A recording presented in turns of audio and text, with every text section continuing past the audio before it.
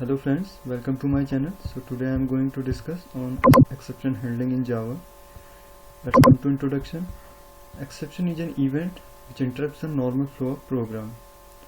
यानी कि कोई अगर नॉर्मल एग्जीक्यूशन चल रहा है कोई प्रोग्राम का, तो उस एग्जीक्यूशन से ब्रेक हो जाएगा, टर्मिनेट हो जाएगा प्रोग्राम का एग्जीक्यूशन।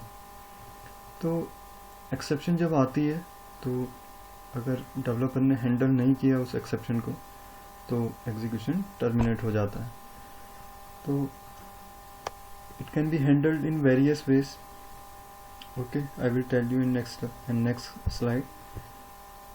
सो एक्सेप्शंस क्लासेस हैं जो प्री डिफाइंड बनी हुई है जावा में। तो जावा जो कंपाइलर है वो एक्सेप्शन आपको बताता है कि ये एक्सेप्शन आई है, क्योंकि वो प्री डिफाइंड एक्सेप्शन बनी हुई है और on the basis of condition, कोई कंडीशन के बेस पे वो एक्सेप्शन आती है। जैसे कोई अगर नंबर 0 से डिवाइड कर रहे हो तो 0 से कोई नंबर डिवाइड होता नहीं है, अनडिफाइंड होता है। तो वहाँ पे अगर आपने लॉजिक ऐसा लिखा है तो कंपाइलेशन एरर तो हो ही नहीं वो, बट जैसे ही हम उसे रन करेंगे तो वहाँ पर एक्सेप्शन आ जाएगी, अरिथमेटिक एक्सेप्शन। तो यानी कि रन टाइम एक्सेप्शन आई वो जब रन किया आपने प्रोग्राम को, कंपाइल टाइम नहीं आई। कंपाइल टाइम कब आएगी? जब कोई पाथ है उसमें आपने फाइल का नाम पाथ में डिनोट कर रखा है और वो फाइल का पाथ एग्जिस्ट नहीं करता, फाइल नहीं मिली, तो कंपाइलर एक्सेप्शन फेंक देगा कि file not found exception, class not found exception. अगर उसे क्लास नहीं मिलेगी, क्लास लोडर को अगर कोई क्लास नहीं मिली तो वो क्लास नॉट फाउंड एक्सेप्शन आती है। तो ये एक्सेप्शंस हैं जो एक नॉर्मल फ्लो को टर्मिनेट कर देगी, उसका एग्जीक्यूशन को टर्मिनेट कर देगी। ठीक है, तो एक्सेप्शन के टाइप यहाँ पे देखते हैं। चेक्ड, अनचेक्ड, 2 टाइप्स के एक्सेप्शन है। चेक्ड का मतलब कंपाइल टाइम एक्सेप्शन, जहाँ पे कंपाइलर चेक करता है कि कोई डेवलपर ने एक्सेप्शन को हैंडल किया है या नहीं किया। तो ये चेक्ड एक्सेप्शंस होती हैं। For example SQL exception I, input output exception I. तो जहाँ पर हम एसक्यूएल से डेटाबेस कनेक्टिविटी करते हैं तो वो एसक्यूएल एक्सेप्शन, वहाँ पे हमें एसक्यूएल एक्सेप्शन थ्रो करना पड़ेगा या उसे हैंडल करना पड़ेगा। या कोई अगर हम इनपुट आउटपुट पे काम कर रहे हैं, सपोज करो फाइल में राइट करा रहे हैं या फाइल से रीड कर रहे हैं, तो वहाँ पे इनपुट आउटपुट एक्सेप्शन क्लास का यूज़ करते हैं। तो ये क्लासेस हैं, ये जो मैं बता रहा हूँ SQL exception, input output exception, ये क्लासेस प्री डिफाइंड बनी हुई है जावा में। तो बट हमें इसका यूज़ करना पड़ता है वहाँ पर हैंडल करते समय। ओके, अदरवाइज टर्मिनेट हो जाएगा एग्जीक्यूशन अगर हमने हैंडल नहीं किया। तो ये हुई checked exceptions. Come to unchecked exceptions. Unchecked का मतलब है कि कंपाइलर ने चेक नहीं किया, यानी कि रन टाइम एक्सेप्शंस को बोलेंगे अनचेक्ड एक्सेप्शंस। यहाँ पे कंपाइलर चेक नहीं करता कि प्रोग्रामर ने या डेवलपर ने एक्सेप्शन को हैंडल किया या नहीं किया। प्रोग्रामर के ऊपर उसकी रिस्पॉन्सिबिलिटी है प्रोग्रामर की कि उस एक्सेप्शन को मेंशन करो, क्योंकि प्रोग्राम में जब हम प्रोग्राम को कोड को अपना रन करेंगे तो रन टाइम एक्सेप्शन आ सकती है। जैसे कि null pointer exception run time exception है, अनचेक्ड। यहाँ पर कंपाइलर चेक नहीं करेगा कि आपका ये नल पॉइंटर आ सकता है या नहीं आ सकता। वो तो जब आपका प्रोग्राम रन होगा तब नल पॉइंटर एक्सेप्शन आएगी, या array index out of bound exception.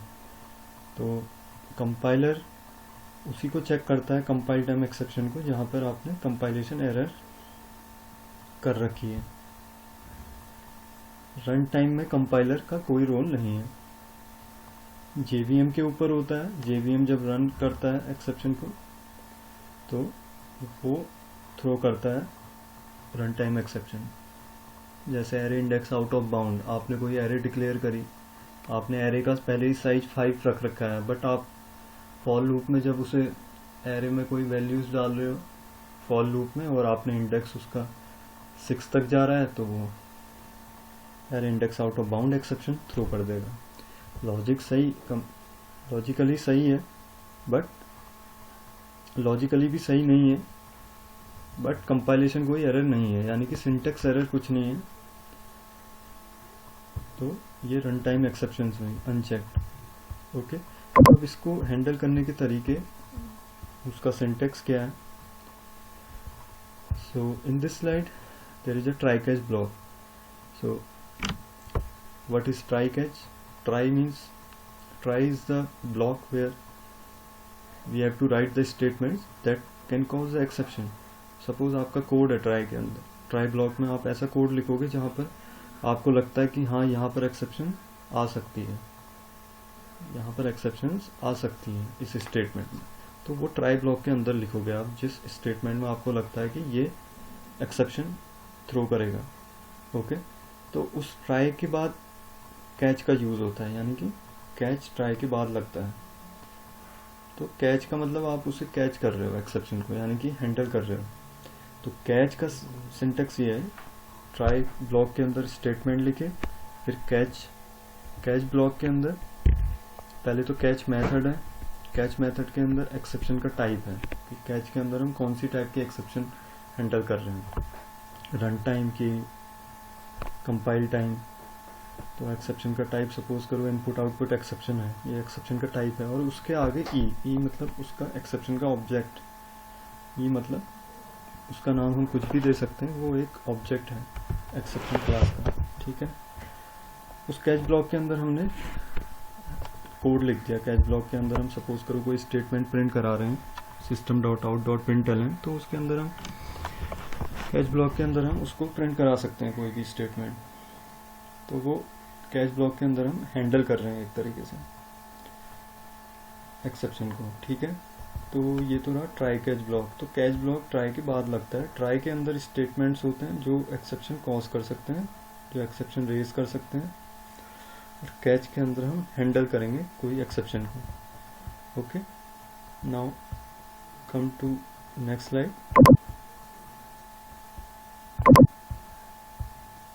Throws keyword, throw and throws keyword are there in the exception handling. So what is throw keyword? Throw का मतलब है कि हम अपने प्रोग्राम में रन टाइम एक्सेप्शन भी थ्रो कर सकते हैं, और कस्टम, यानी कि कस्टम मतलब यूजर डिफाइंड एक्सेप्शन, यानी कि यूजर खुद से एक्सेप्शन बना रहा है, यानी कि एक क्लास बना रहा है, उस क्लास को वो एक्सेप्शन क्लास को फिर इनहेरिट करा रहा है, कोई एक्सेप्शन जो हमारी एक्सेप्शन सुपर क्लास होती है उसको इनहेरिट कराता है। ओके, तो वो खुद की क्लास बना के खुद की एक्सेप्शन क्लास बना रहा है, यानी कि यूजर डिफाइंड और कस्टम। तो थ्रो कीवर्ड से हम रन टाइम एक्सेप्शन भी थ्रो कर सकते हैं, यूजर डिफाइंड एक्सेप्शन भी थ्रो कर सकते हैं, और कंपाइल टाइम भी थ्रो कर सकते हैं। ठीक है, कंपाइल टाइम भी थ्रो कर सकते हैं। तो थ्रो का मतलब एक तरीके से प्रोग्रामर फोर्सफुली एक एक्सेप्शन क्लास का ऑब्जेक्ट बना के थ्रो कर रहा है एक्सेप्शन को। ठीक है, जैसे सिंटेक्स, कोई कंडीशन यहाँ पे यूज हो रही है, सपोज करो इफ स्टूडेंट एज, सपोज करो student age is less than, जिसकी 18 से एज कम होगी 18 ईयर से, तो वहाँ पर थ्रो कर दो अरिथमेटिक एक्सेप्शन। ठीक है, arithmetic exception run time exception है, ये प्री डिफाइंड क्लास है, उसके अंदर मैंने मैसेज प्रिंट कर दिया। ठीक, तो ये एक तरीके से अरिथमेटिक एक्सेप्शन का कंस्ट्रक्टर कॉल होगा, क्योंकि ये क्लास है प्री डिफाइंड, इसके अंदर मैं मैसेज प्रिंट कर रहा हूँ यूजर्स आर इनवैलिड, तो ये इसका कंस्ट्रक्टर कॉल होगा। ठीक है, तो एक ऑब्जेक्ट बना यहाँ पे, तो यानी कि थ्रो हम क्या कर रहे हैं, एक कंडीशन पे थ्रो कर रहे हैं कि ये ऐसी कंडीशन आई कि 18 से अगर कम होगा तो थ्रो, यानी कि एक्सेप्शन रेज हो जाएगी, कि अरिथमेटिक एक्सेप्शन रेज हो जाएगी वो हम फोर्सफुली एक्सेप्शन रेज करा रहे हैं, ठीक है। यहाँ पर हम एक्सेप्शन को हैंडलर नहीं, हम यहाँ पर एक्सेप्शन को प्रिंट करा रहे हैं कि अपने रिक्वायरमेंट के हिसाब से कि अगर ये कंडीशन होगी तो हम फोर्सफुली ये एक्सेप्शन रेज करेंगे, अरिथमेटिक एक्सेप्शन, यानी कि नंबर से रिलेटेड जो एक्सेप्शन होगी वो अरिथमेटिक एक्सेप्शन है। यूजर्स आर इनवैलिड मैंने प्रिंट करा दिया उसके अंदर मैसेज, तो मेरे को कंसोल पे प्रिंट होगा यूजर्स आर इनवैलिड अगर कोई स्टूडेंट की एज 18 से कम होती है, ठीक है। हम यहाँ पे कस्टम क्लास एक्सेप्शन भी इस टाइप से थ्रो कर सकते हैं। अगर कोई कंडीशन लगा रखी है उसके बाद हम थ्रो कीवर्ड लिखेंगे, न्यू का मतलब उस क्लास का ऑब्जेक्ट बन रहा है, तो यहाँ पे ऐसे ही न्यू से क्या करते हैं, कोई क्लास का ऑब्जेक्ट बनता है। ऐसे ही arithmetic exception predefined class है तो इसका ऑब्जेक्ट बना। सपोज करो कस्टम क्लास एक्सेप्शन है, कस्टम क्लास मतलब यूजर डिफाइंड की एक्सेप्शन की क्लास, तो throw new custom class exception. Suppose करो कुछ भी तुमने बना रखी है तो उसका ऑब्जेक्ट बनेगा, उसके अंदर मैसेज प्रिंट कर दो कोई भी, ठीक है। तो उस जो क्लास बनाई है तुमने वहाँ पर कंस्ट्रक्टर भी कॉल होगा, उसके अंदर कोई मैसेज प्रिंट करा दो, ठीक है। तो ये है थ्रो कीवर्ड का यूज, यानी कि प्रोग्रामर फोर्सफुली एक्सेप्शन रेज करा रहा है, एक्सेप्शन क्रिएट कर रहा है, एक्सेप्शन का ऑब्जेक्ट बना रहा है फोर्सफुली, ठीक है। Now come to throws keyword. अब थ्रोस में डिफरेंस ये है, थ्रो से अलग है।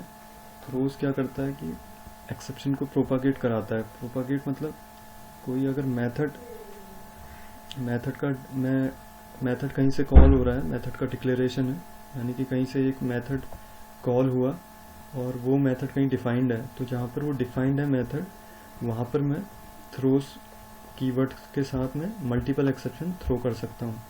यानी कि थ्रोज लिखूंगा मेथड नेम के आगे, इसका सिंटेक्स है थ्रोज लिखूंगा, उसके बाद मल्टीपल एक्सेप्शन यानी कि कंपाइल टाइम कोई सी भी एक्सेप्शन रेज कर दो या रन टाइम एक्सेप्शन रेज कर दो, तो थ्रोज इनपुट आउटपुट एक्सेप्शन ये कंपाइल टाइम एक्सेप्शन है। क्लास नॉट फाउंड एक्सेप्शन ये भी कंपाइल टाइम एक्सेप्शन है।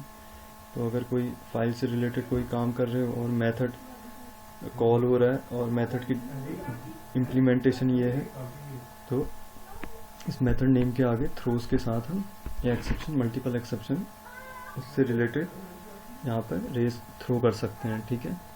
तो ये थ्रोज क्या करता है, ये एक्सेप्शन को प्रोपागेट करा रहा है, यानी कि जहाँ से मेथड कॉल हुआ होगा, तो जब मेथड कॉल हुआ होगा तो वो मेथड कॉल जब जहाँ से हुआ होगा तो वो उसके फिर इम्प्लीमेंटेशन में जाएगा मेथड के, तो मेथड का इम्प्लीमेंटेशन यहाँ पर हो रहा है। तो यहाँ पर होने का मतलब यहाँ पर मैंने थ्रोज के साथ एक्सेप्शन रेज किया, यानी कि ये एक्सेप्शन फिर वहाँ थ्रो हो जाएगी जहाँ पर मेथड कॉल हो रहा है मेरा, ओके। तो ये थ्रोज है। थ्रोज में हम मल्टीपल एक्सेप्शन थ्रो कर सकते हैं इन द मेथड इम्प्लीमेंटेशन जहाँ पर मेथड डिफाइंड है। फाइनली ब्लॉक भी होता है एक्सेप्शन में। फाइनली ब्लॉक का काम क्या होता है, बेसिकली जब हम ट्राई कैच यूज़ करते हैं तो कैच ब्लॉक के बाद ही फाइनली ब्लॉक भी लगता है, और फाइनली ब्लॉक ऑलवेज एग्जीक्यूट्स, यानी कि हमेशा एग्जीक्यूट होगा फाइनली ब्लॉक, चाहे एक्सेप्शन ट्राई के अंदर आई है या नहीं आई। ट्राई ब्लॉक के अगर अंदर एक्सेप्शन आई होगी या नहीं आई होगी, finally block will always execute. Finally block के अंदर हम स्टेटमेंट्स लिखेंगे। सपोज करो किस टाइप के स्टेटमेंट्स होंगे वो, सपोज करो डेटाबेस कनेक्शन को क्लोज करना है, कोई इनपुट आउटपुट स्ट्रीम है वो ओपन रह गई तो उसे हमें क्लोज करना है, तो इस टाइप के स्टेटमेंट फाइल से रिलेटेड, ठीक है, फाइल हैंडलिंग से रिलेटेड और डेटाबेस कनेक्शन से रिलेटेड, तो इस टाइप के स्टेटमेंट्स एग्जीक्यूट होते हैं फाइनली ब्लॉक के अंदर, ठीक। तो फाइनली ब्लॉक हमेशा एग्जीक्यूट करेगा चाहे एक्सेप्शन ट्राई ब्लॉक के अंदर आई है या नहीं। तो ये कीवर्ड्स हैं जो एक्सेप्शन हैंडलिंग में यूज़ किए जाते हैं, लाइक थ्रोज। थ्रो में हम फोर्सफुली प्रोग्रामर थ्रो करता है एक्सेप्शन। कस्टम डिफाइंड एक्सेप्शन यानी कि यूज़र डिफाइंड एक्सेप्शन क्लास बनाता है, ठीक है। तो इसमें क्या है कि थ्रोएबल जो होती है वो सबकी सुपर क्लास होती है थ्रोएबल, थ्रोएबल सुपर क्लास है सबकी। उसके बाद एक्सेप्शन है, एक्सेप्शन चाइल्ड हो गई। फिर एक्सेप्शन उनकी सुपर क्लास है जो कंपाइल टाइम और अनचेक्ड एक्सेप्शन है, उनकी सुपर क्लास एक्सेप्शन क्लास है। ठीक है, एक्सेप्शन क्लास किनकी सुपर क्लास है? कंपाइल टाइम एक्सेप्शन और अनचेक्ड रन टाइम एक्सेप्शन की सुपर क्लास एक्सेप्शन है। और एक्सेप्शन की भी सुपर क्लास थ्रोएबल क्लास है। ठीक है, वो मैंने स्लाइड में मेंशन नहीं किया है, मैं प्रैक्टिकली अभी नेक्स्ट वीडियो में बनाऊंगा, जो मेरी पार्ट 2 वीडियो होगी एक्सेप्शन की, प्रैक्टिकल बताऊंगा उसमें। ओके, एक्लिप्स पे बताऊंगा practically. Thank you for watching.